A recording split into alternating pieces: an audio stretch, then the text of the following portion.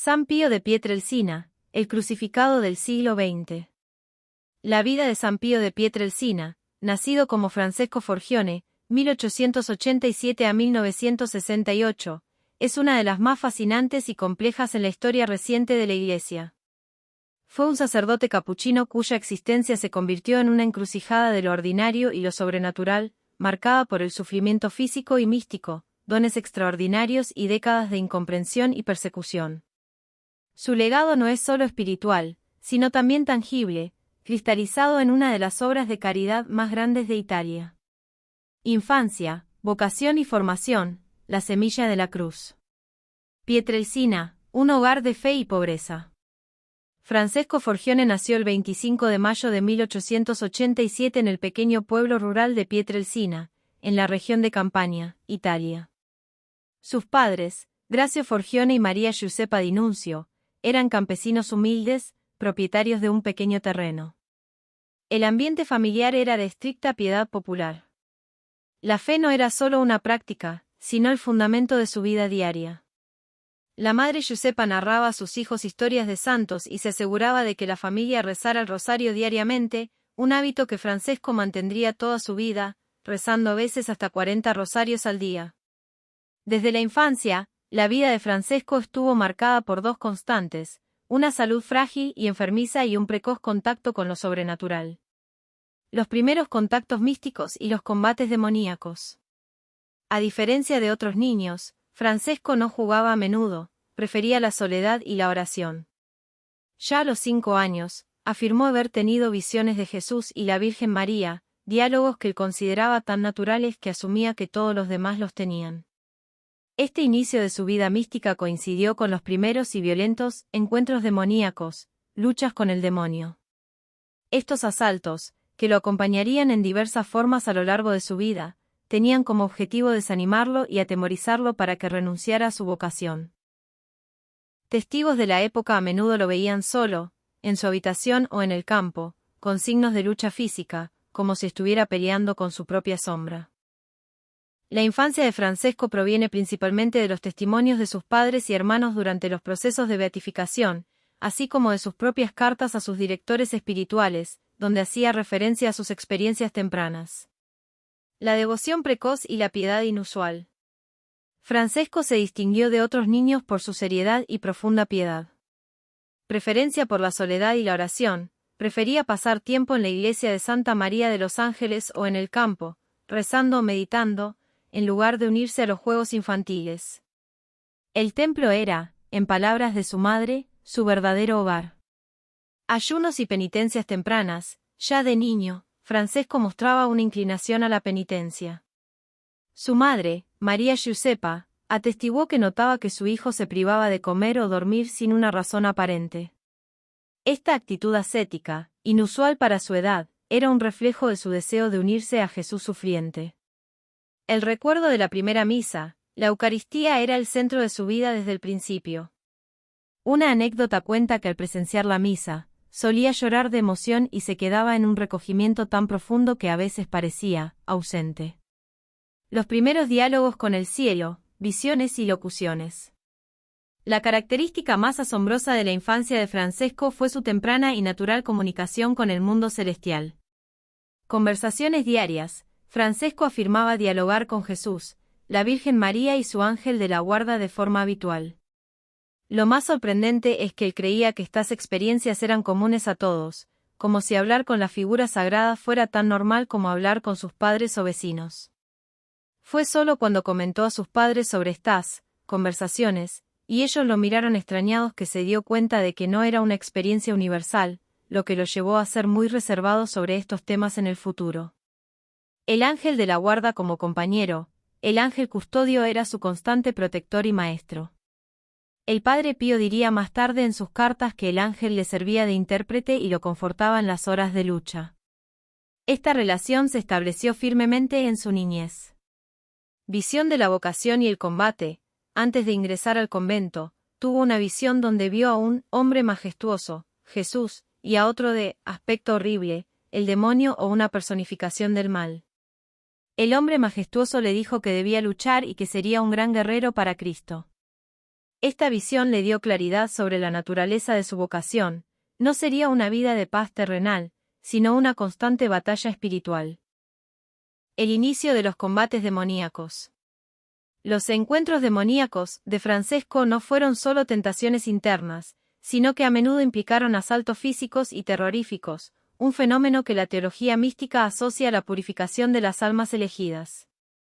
Luchas físicas documentadas. Desde muy joven, experimentó la presencia del demonio de manera palpable. Testigos, incluida su madre, en ocasiones, relataron haber escuchado ruidos violentos y gritos en su habitación durante la noche. En más de una ocasión, lo encontraron con signos visibles de haber sido golpeado o arrastrado por una fuerza invisible. Diversas formas de ataque. Los demonios se le presentaban de diversas maneras, buscando infundir el terror o la duda. Como bestias feroces y aterradoras para asustarlo. Como hombres grotescos que lo golpeaban físicamente. Como figuras seductoras o incluso como la Virgen María o Jesús crucificado, para engañarlo y confundirlo en sus oraciones, una táctica que lo obligó a depender constantemente de la obediencia a sus directores espirituales para discernir la verdad. El objetivo de los ataques, la finalidad de estos asaltos era desanimarlo de su vocación sacerdotal y hacerlo dudar de su fe. A través de sus directores espirituales, el Padre Pío aprendió a soportar estos tormentos, ofreciéndolos a Dios por la conversión de los pecadores, una práctica que se convertiría en el eje de su vida. En resumen, la infancia de San Pío de Pietrelcina fue un periodo de preparación mística y ascética. En la pobreza y piedad de su hogar, el Señor le otorgó la gracia de las apariciones y diálogos celestiales, pero también el dolor y el honor de ser atacado directamente por las fuerzas del mal. Estas experiencias moldearon su carácter, infundiéndole la fortaleza, la obediencia y la humildad que necesitaría para llevar la cruz de los estigmas en el futuro. El sacrificio de la familia Forgione por la vocación. La decisión de Francesco Forgione de ingresar a la orden de los frailes menores capuchinos fue un momento de gran alegría espiritual, pero planteó un desafío económico casi insuperable para su humilde familia de Pietrelcina. La barrera económica y el requisito educativo. Aunque la orden capuchina era una orden mendicante, dedicada a la pobreza, los aspirantes a sacerdotes necesitaban poseer una educación formal básica para ingresar al seminario. En el sur de Italia a finales del siglo XIX, esto significaba costear la tutela de maestros privados. Los Forgione eran campesinos y, aunque no carecían de lo esencial, no tenían el capital necesario para pagar las clases particulares requeridas para que Francesco alcanzara el nivel educativo estipulado por los capuchinos. El heroísmo de Grazio Forgione, las 12 migraciones. El padre de Francesco, Grazio Horacio Mario Forgione, conocido como Sigracio, demostró una fe y un amor paterno extraordinarios. Decidió que la vocación de su hijo no se frustraría por la pobreza. Primera emigración, 1898. Cuando Francesco tenía solo 11 años, Grazio tomó la desgarradora decisión de emigrar a América. Partió hacia Nueva York, dejando atrás a su esposa y a sus hijos pequeños, para trabajar la tierra y ahorrar todo el dinero posible. Permaneció en el extranjero durante 5 años. Segunda emigración, 1910. Tras el regreso temporal de Grazio y la posterior ordenación de Francesco como sacerdote, la necesidad de fondos para mantener sus estudios teológicos en el seminario persistía. Grazio volvió a emigrar, esta vez a Argentina, donde pasó otros 7 años. Estos sacrificios no solo fueron financieros, fueron actos de heroísmo paternal. Grazio tuvo que vivir en el exilio y la soledad, con trabajos muy duros, para asegurar el futuro espiritual de su hijo. La conciencia del sacrificio. Francesco, siendo un joven sumamente sensible, fue profundamente consciente de la deuda que tenía con el esfuerzo de su padre. Él mismo lo resumió con una frase que ilustra el costo humano de su vocación. Mi padre tuvo que exiliarse 2 veces para que yo pudiera hacerme capuchino. Esta conciencia del sacrificio de sus padres por su vocación le infundió una profunda humildad y un sentido de responsabilidad. Entendía que su vida no le pertenecía solo a él, sino que era un regalo pagado con el sudor y la separación de su familia. El ingreso y el nuevo nombre. Gracias al dinero ahorrado por su padre, Francesco pudo recibir la instrucción necesaria. El 6 de enero de 1903, a los 16 años, Se despidió de su familia con gran emoción y entró al noviciado de los capuchinos en Morcone. Fue en este momento que, siguiendo la costumbre de la orden, cambió su nombre secular por uno religioso, Fray Pío, en honor a San Pío V. Dejó atrás a Francesco Forgione para convertirse en el fraile que abrazaría la pobreza y el dolor en nombre de Cristo. Mamma Peppa, fe, fortaleza y crianza en ausencia. Cuando Horacio Forgione emigró a América y luego a Argentina para costear la educación de Francesco, María Giuseppa D'Annunzio asumió la responsabilidad total de la casa, los hijos, y la economía familiar. Su vida se convirtió en un acto heroico de piedad y resistencia.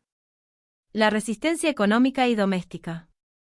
Pietrelcina era una aldea de campesinos, y Mamma Peppa, aunque humilde, era una mujer fuerte.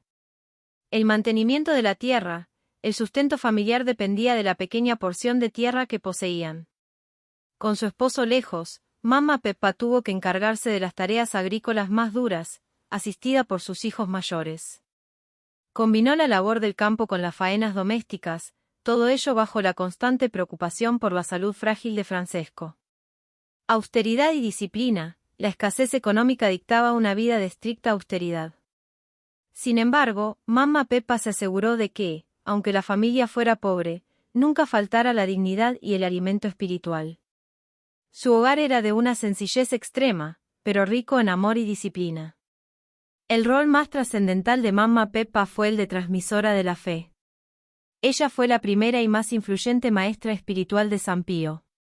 La predicación del ejemplo, ella crió a sus hijos no con grandes sermones, sino con el ejemplo vivo. La misa diaria, cuando era posible, la frecuente recepción de los sacramentos y, sobre todo, el rezo diario del Santo Rosario eran innegociables. Esta práctica constante de la oración se incrustó en el alma de Francesco. Historias de santos y la lucha contra el mal, Mamma Peppa nutría la imaginación de sus hijos, especialmente la de Francesco, con las historias de los santos y mártires. Esto preparó inconscientemente a Francesco para entender su destino de sufrimiento y batalla espiritual.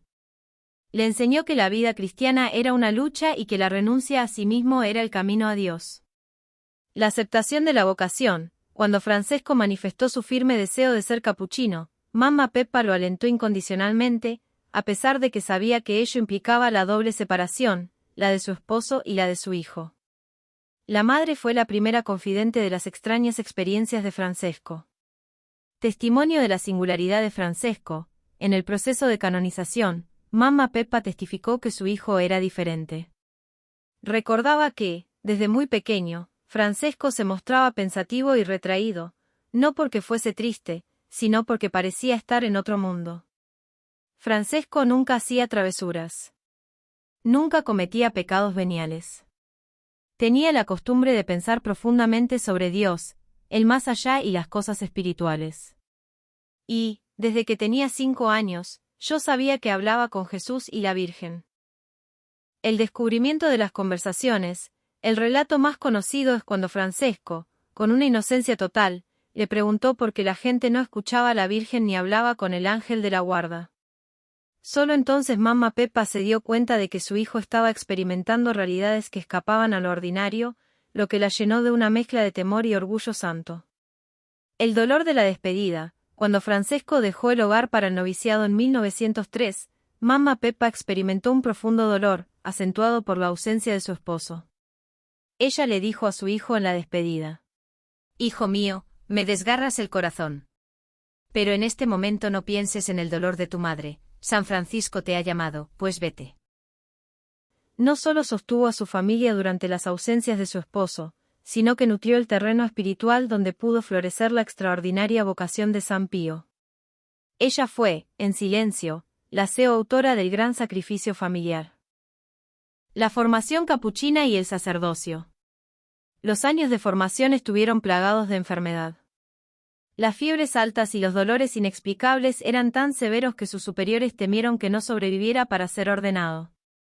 A pesar de su debilidad física, su fortaleza espiritual y su obediencia fueron ejemplares. El 10 de agosto de 1910, Fray Pío fue ordenado sacerdote en la Catedral de Benevento. Este evento fue un culmen de gozo, pero también el inicio de una nueva fase de sufrimiento. Debido a su constante mala salud, y a la recomendación médica de un clima más benigno, se le concedió un permiso especial para permanecer fuera del convento, volviendo temporalmente a su pueblo natal. El místico de Pietrelcina y la marca de Cristo, 1910 a 1918. Los estigmas invisibles y el misticismo aislado. Durante sus años en Pietrelcina, 1910 a 1916, el joven Padre Pío vivió una vida de intensa contemplación y sufrimiento ascético. Fue en esta época cuando, por primera vez, comenzaron a aparecer y desaparecer en su cuerpo las marcas de la pasión de Cristo, lo que se conoce como los estigmas invisibles o transitorios. Experimentaba un dolor atroz en manos, pies y costado, pero sin que las heridas sangrientas fueran visibles de forma permanente. En sus cartas a su director espiritual, el padre Benedicto, suplicaba a Dios que le quitara la vergüenza de la manifestación exterior, pero que le dejara el dolor purificador. Los dones místicos en sus primeras cartas. Los años en Pietrelcina son cruciales para entender su vida interior, documentada en sus cartas, donde reveló dones que lo acompañarían de por vida. Lucha demoníaca constante, describió asaltos donde el demonio le golpeaba físicamente, lo arrastraba por la habitación o se le presentaba bajo formas seductoras o aterradoras. Apariciones y locuciones, sus diálogos con su ángel de la guarda, a quien le pedía ayuda para traducir cartas escritas en lenguas que no conocía, y con la Virgen María eran un hecho cotidiano. Bilocación incipiente, aunque este don se haría más famoso después, hay relatos tempranos de su presencia en lugares lejanos para asistir a moribundos o penitentes en necesidad. El traslado a San Giovanni Rotondo, 1916. En 1916, se decidió que el Padre Pío se mudara al convento de Santa María de las Gracias en San Giovanni Rotondo, en la región de Apulia, un lugar conocido por tener un clima más adecuado para su precaria salud. Allí permanecería el resto de su vida, convirtiendo este convento rural en un centro de peregrinación mundial. La estigmatización definitiva, 1918. El evento central y definitorio de su vida ocurrió el 20 de septiembre de 1918. Mientras oraba en el coro del convento, el Padre Pío tuvo un éxtasis en el que vio a un personaje misterioso, con las llagas abiertas, una experiencia que lo abrumó de dolor y amor. Cuando volvió en sí, se encontró con las heridas de la pasión de Cristo impresas en sus manos, pies y costado. Había recibido los estigmas visibles y permanentes. Estas llagas no eran heridas comunes. Sangraban de forma intermitente, pero nunca se infectaron ni cicatrizaron durante los 50 años que las llevó. Exhibían un olor dulce, parecido a las flores, conocido como el olor de santidad o el perfume de Pío. Esta marca, la primera recibida por un sacerdote en la historia de la Iglesia, lo convertiría en un espectáculo y en el blanco de las miradas, la veneración y, sobre todo, la crítica. El apostolado extraordinario, confesionario, misa y caridad. Con la difusión de la noticia de los estigmas, San Giovanni Rotondo se transformó. Las multitudes comenzaron a llegar, buscando al fraile estigmatizado. El Padre Pío, por obediencia y humildad, intentó ocultar sus heridas, pero el celo por las almas lo consumía. La misa, el Calvario renovable. El corazón de la vida del Padre Pío era la celebración de la Santa Misa. Para él, no era una recitación, sino una participación mística y real en el sacrificio del Calvario.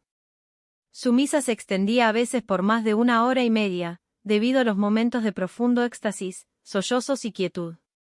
Los testigos describían su rostro transformado por el dolor, la compasión y el amor al momento de la consagración. Era, según muchos, una catequesis viva de la pasión. El apóstol del confesionario, el don de la cardiognosis. Si su misa era su sufrimiento por las almas, el confesionario era su campo de batalla y su tribunal de misericordia. Pasaba en promedio entre 10 y 16 horas diarias en el confesionario, un esfuerzo hercúleo para su cuerpo enfermo. Su ministerio en el sacramento de la penitencia era único, gracias al don de la cardiognosis, conocimiento de los corazones y las conciencias. El Padre Pío a menudo señalaba los pecados olvidados o callados, decía a los penitentes, con autoridad, no me has dicho X pecado, o vete, ladrón, y arregla primero tu vida. Predicaba la conversión radical, era famoso por su rigor. Rechazaba la absolución a aquellos que se acercaban por curiosidad o sin un firme propósito de enmienda, diciendo que si no había verdadero arrepentimiento, el sacramento era profanado. Daba penas duras, solía imponer penitencias largas y exigentes, adecuadas al conocimiento que tenía del alma del penitente.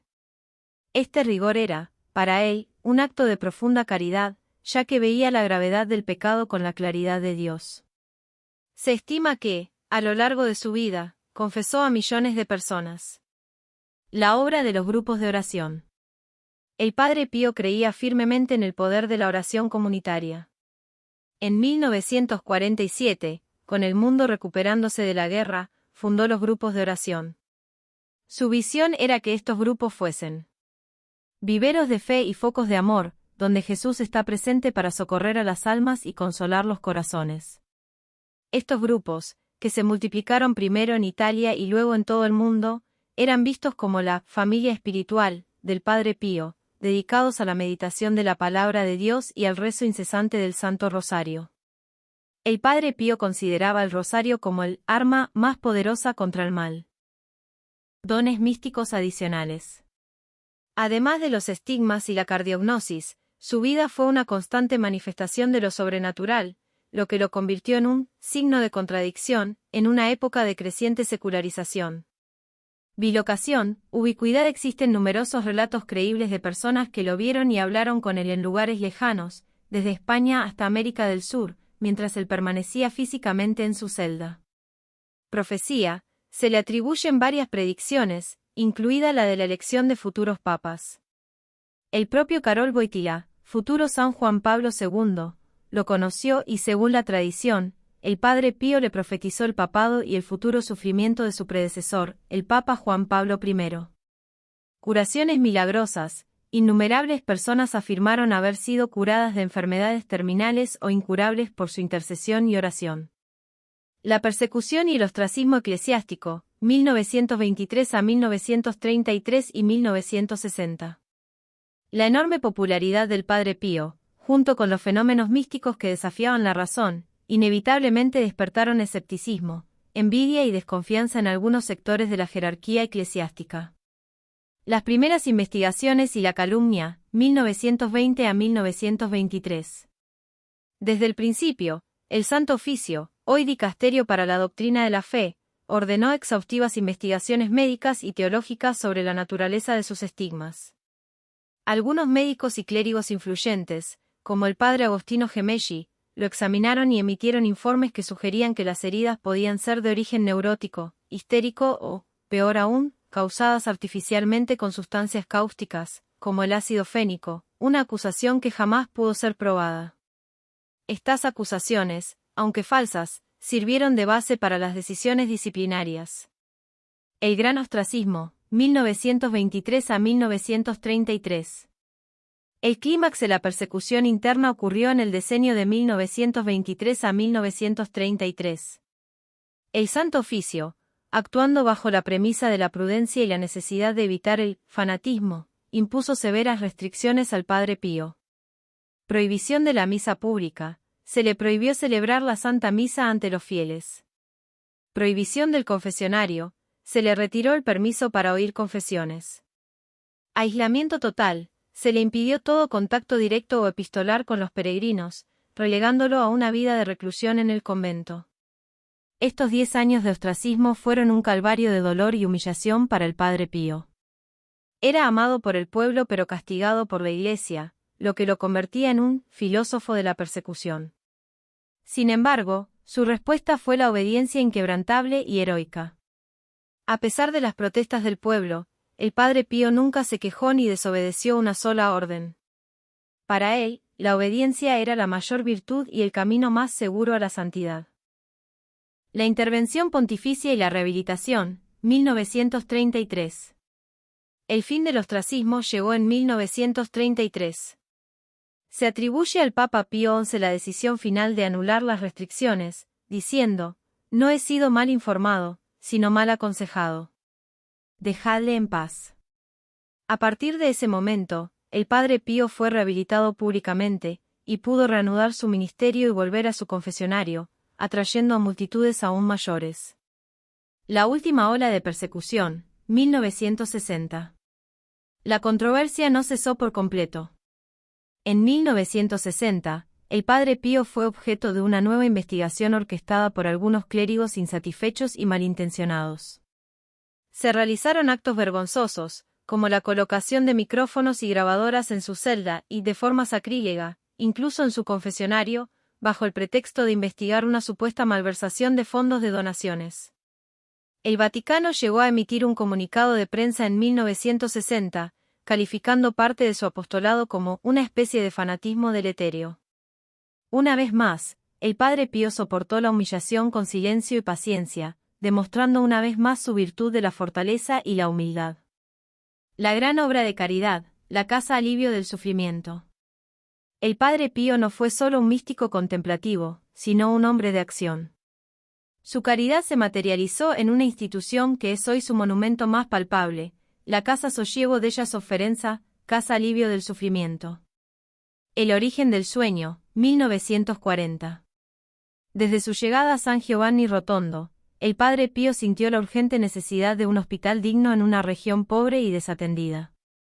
Aunque ya había apoyado en 1925 un pequeño hospital de caridad que fue destruido por un terremoto, la visión de Pío era mucho mayor. El proyecto de la Gran Casa Sollievo comenzó formalmente en 1940 con la constitución de un comité, donde el Padre Pío dio el nombre a la obra.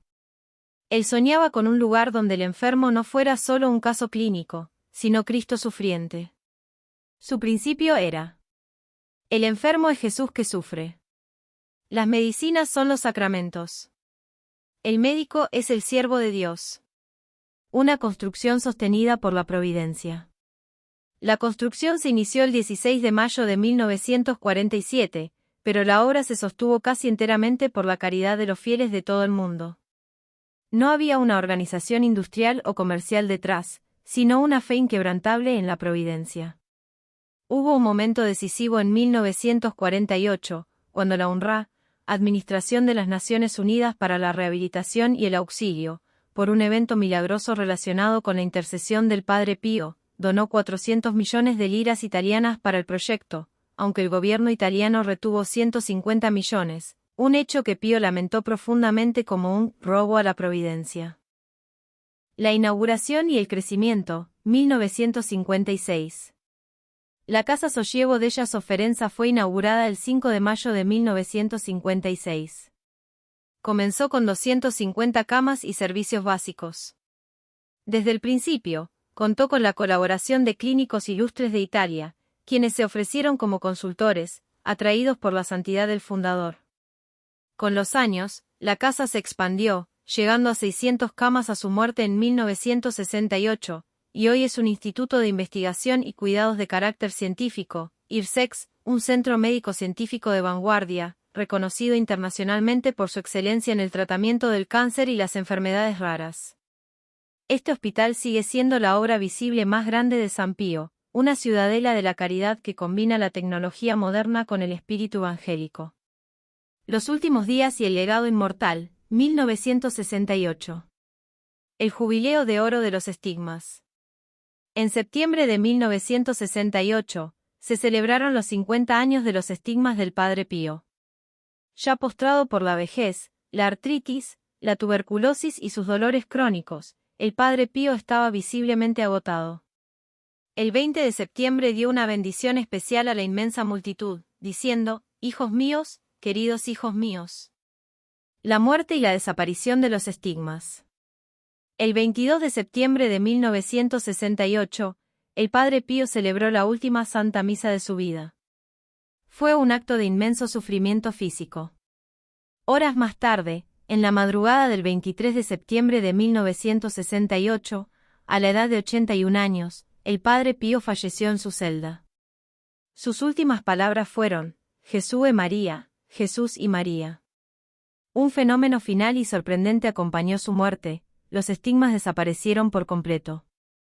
Su cuerpo no presentaba ninguna de las llagas que había llevado durante medio siglo. La piel de sus manos, pies y costado estaba tersa y sin cicatrices. El misterio de las llagas, que habían sido su cruz y su gloria, se cerraba con el misterio de su total curación al entrar en el cielo. La canonización y la gloria final. La inmensa fama de santidad que rodeaba al Padre Pío hizo que su proceso de beatificación se iniciara rápidamente. Venerable, 18 de diciembre de 1997, por el Papa Juan Pablo II.